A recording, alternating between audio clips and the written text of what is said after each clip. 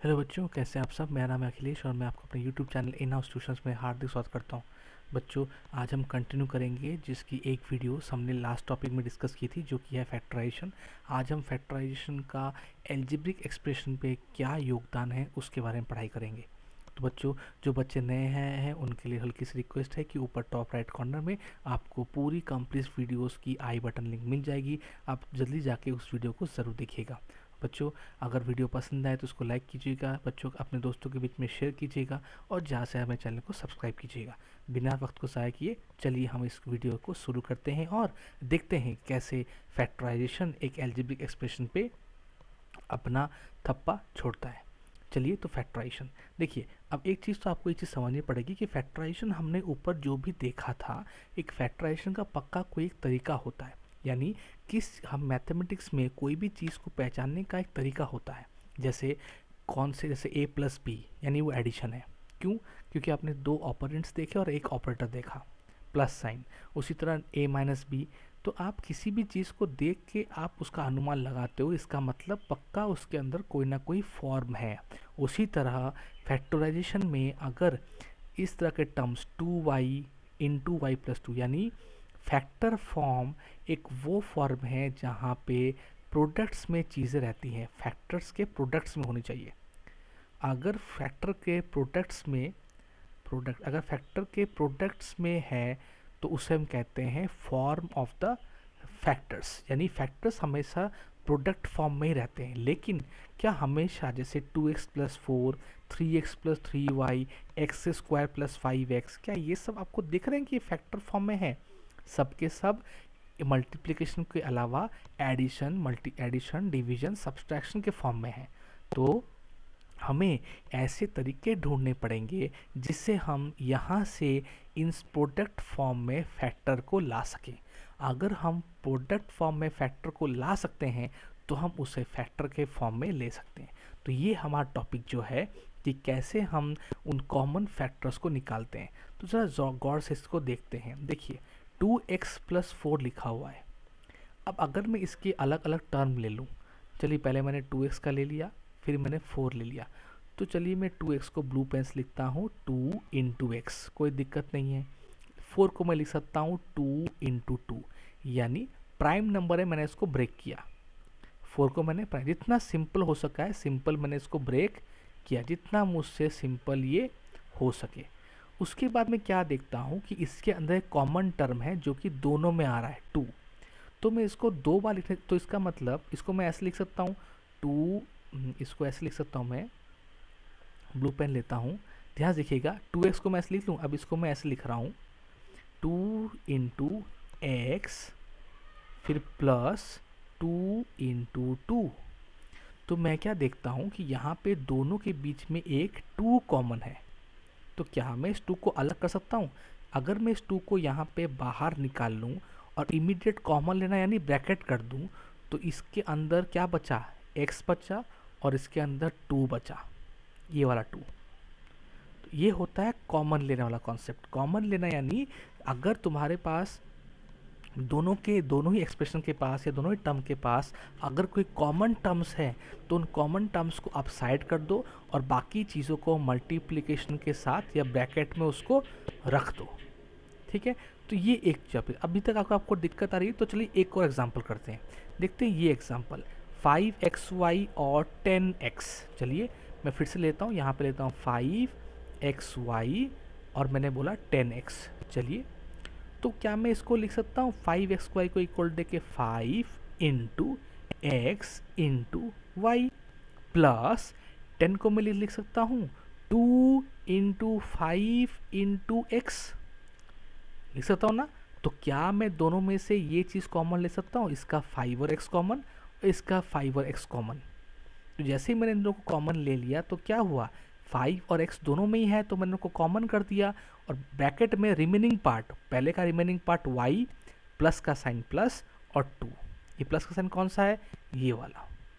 देखिए तो ये क्या बन गया, 5x ब्रैकेट में y प्लस 2, यानी फैक्टर्स कौन से फॉर्म में आ रहे हैं, प्रोडक्ट फॉर्म में आ रहे हैं। तो हमें जो करना चाहिए था बच्चों, बहुत इंपॉर्टेंट टॉपिक है। कॉमन लेने का मतलब क्या है? फॉर एग्जांपल सिंपल चीज़ें समझिए। कॉमन लेने का मतलब क्या है, इसको हम दूसरे लैंग्वेज में अगर समझे, एप्पल है प्लस बनाना है, यहाँ पे इज इक्वल टू, या मैं इसको बोल दूँ प्लस एप्पल प्लस बनाना प्लस यहाँ पे, चलिए यहाँ पे इंटू करता हूँ मैं, इंटू ये फिर Apple into orange, into orange. तो इसको मैं कसता हूँ ऐसे, एप्पल दोनों मैंने कॉमन ले लिया, ब्रैकेट में बनाना प्लस ऑरेंज।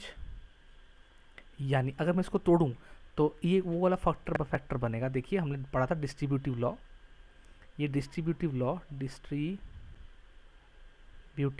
क्या कहता है, ए इंटू बी प्लस सी क्या होगा, ए बी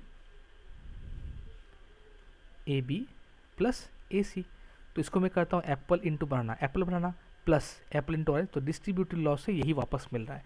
तो कॉमन लेने का मतलब क्या है कि आपके पास अगर दो टर्म्स हैं, दो टर्म्स में से अगर आपके पास कोई कॉमन टर्म है, आप उसको अलग कीजिए और बाकी टर्म्स को ब्रैकेट के अंदर एज इट इज़ रख दीजिए।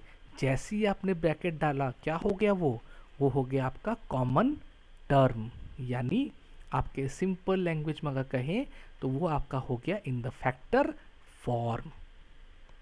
आशा करता हूँ कि यहाँ तक आपको चीज़ समझ में। बच्चों मैंने बहुत स्लोली इस टॉपिक को समझाया, ऐसे नॉर्मल पेस बहुत ज़्यादा होता है, लेकिन जो बच्चे को ये नॉर्मल स्पेस से थोड़ी बहुत ज़्यादा स्लो लगी, आप प्लीज़ प्लेबैक में जाके स्पीड को इंक्रीज़ कर लीजिएगा। वो ऑप्शन है यूट्यूब में, तो मैंने उसका एडवांटेज थोड़ा सा लिया है। अब देखते हैं उसी तरह से फैक्टराइजेशन। चलिए आप खुद कीजिए मेरे साथ। देखिए पहला एग्जाम्पल, 12a² b, तो 12 को कसते हैं, 2 इंटू 2 इंटू 3 इंटू a² के लिए 2 है और b। 15 के लिए देखिए, 15 ab के लिए 3 इंटू 5 15, फिर a फिर 2b। अब कॉमन क्या देखते हैं, 3 कॉमन है, बहुत अच्छे। 5 कॉमन नहीं है, a कॉमन है, हो गया a कॉमन, और b कॉमन है, एक b कॉमन है।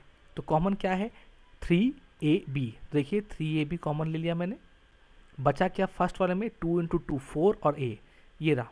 देखिए बचा वाला पार्ट, देखिए मैं ग्रीन से कर रहा हूँ, ये रहा 4, 2 इंटू 2 4a, तो आ गया 4a। नेक्स्ट वाले में क्या बचा, 5 इंटू b 5b, हो गया सिंपल। यहाँ पे भी उसने ऐसे किया, देखिए कॉमन में 3ab को बाहर निकाल दिया, यहाँ भी 3ab को बाहर निकाल दिया, तो बचा क्या, जस्ट रीअरेंज किया है।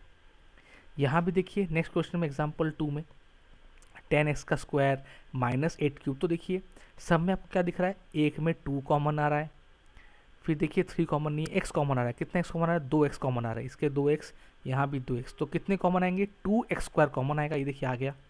बचा क्या, पहले वाले में 5 बचता है, तो ये रहा 5। दूसरे वाले क्या क्या बचता है, 9x, तो 9x माइनस साइन लेके, क्योंकि यहाँ पे माइनस साइन था, और बचा है 7x। सिंपल है।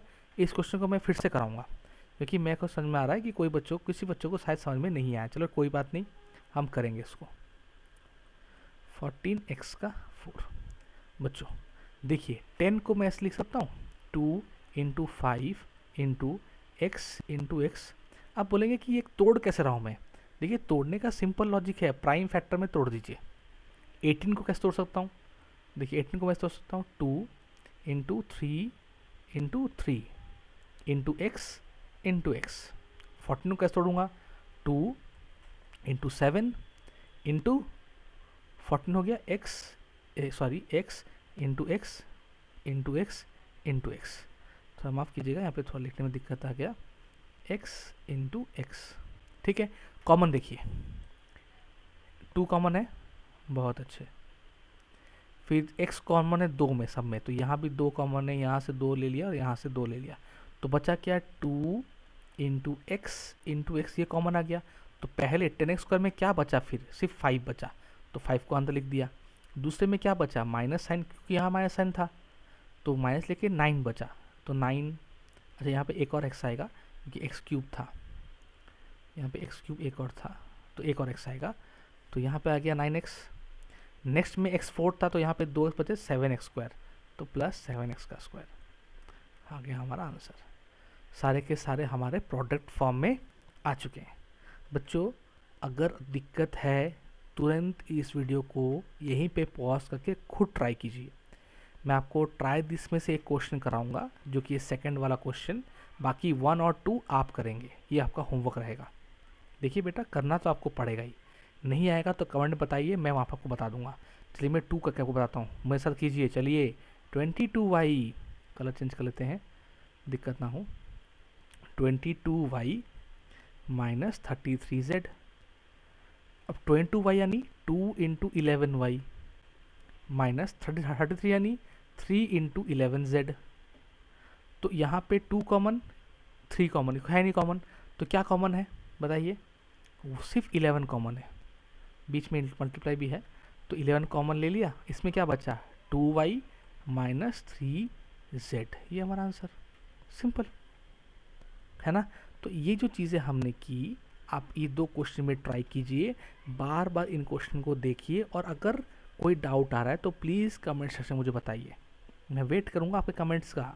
कैसे लगे वीडियो ज़रूर बताइएगा, ठीक है? बहुत स्लोली मैंने पढ़ाया है, कॉमन लेना सिखाया है। फैक्टर का फॉर्म, बहुत बच्चों को फैक्टर का फॉर्म नहीं पता, मैंने उसमें फोकस दिया है कि फैक्टर का फॉर्म है। फिर भी आपको एक बार उसको अंडरलाइन कराता हूँ ताकि आपको इंपॉर्टेंट मार्क रहे, क्योंकि आप बच्चों को थोड़ा सा इंपॉर्टेंट इस चीज़ को देखना है। ये रहा, मैंने इसको इंपॉर्टेंट लिख दिया, फैक्टर फॉर्म।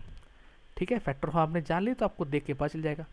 ठीक है, तो वीडियो को मैं और लंबा नहीं करूँगा, लेकिन हाँ, फीडबैक के लिए मैं वेट करूँगा। बहुत इंपॉर्टेंट टॉपिक है फैक्टराइजेशन, हम इस क्वेश्चन को करने के लिए जब उतर ही गए हैं तो हम इसको ख़त्म तो करेंगे ही। तो आशा करता हूँ कि वीडियो आपको पसंद आई है, और आपको आपने कमेंट भी कर दिया है आपको कैसी लगी है। शायद सब्सक्राइब तो चैनल को आपने कर ही लिया होगा, जो लोग नहीं किए हैं प्लीज़ कीजिए, शेयर कीजिए दोस्तों के साथ, लाइक कीजिए वीडियो को, और ज़्यादा से ज़्यादा मेरी वीडियोज़ को शेयर कीजिए। मिलते हैं नेक्स्ट वीडियो में, तब तक के लिए खुश रहिए और क्वेश्चंस को ट्राई करते जाइए। ठीक है, have a nice day, bye bye.